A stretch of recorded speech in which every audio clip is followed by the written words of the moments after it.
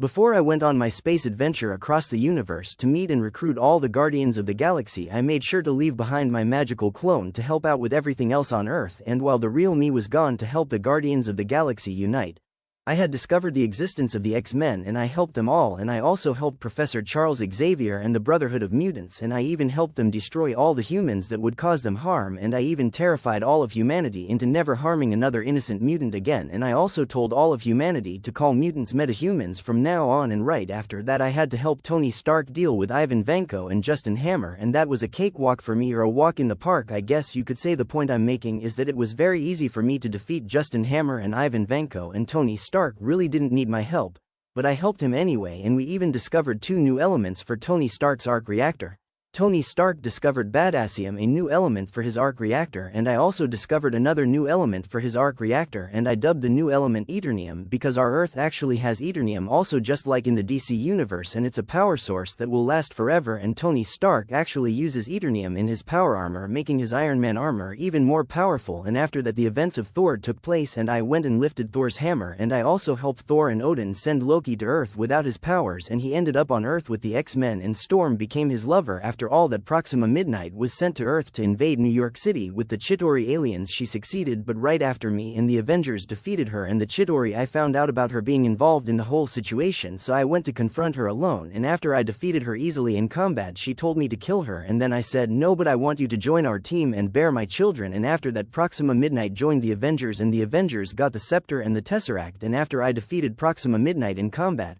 Proxima Midnight became my new wife. After I had sex with her for many days she fell in love with me and I got her severely pregnant, and of course within a week she had 10 of our children and she named them all, and right after that I decided to build the massive Avengers Towers to make a huge and permanent home on Earth for me and my family. My children always grew up to become adults very fast within a year because my children are not ordinary humans, my kids are pretty much gods, so I don't have to worry about them much, and me and Proxima Midnight's children are also very strong. After all that the events of Ultron came around pretty quickly, and of course I made sure to create Vision earlier, but I also designed him to be able to function without the Mind Stone. Instead I gave him a backup power source and it's called Eternium, and I also designed Vision to be able to procreate with humans, which means he can have sex with women and give them children just like me, except he's also very fertile like me. In other words, Vision and the Scarlet Witch are definitely going to have kids because I also gave Vision the powers of absolute devotion and attraction, so any woman that's sexually attracted to him wants to be with him and love him forever. So Wanda Maximoff will definitely end up with Vision, and he is more than capable of killing Ultron easily because this time Vision is made from first divine metal and vibranium, and I also gave him the ability to shape shift into anyone or anything just like Mystique but better. And not only did I marry Proxima Midnight, but I also married Mystique and Jean Grey. After I saved all the mutants, Jean Grey didn't stay with Scott Summers, she broke up with him because she realized he's not worth her time because he's pathetic, and I never liked Scott Summers anyway and his powers are stupid.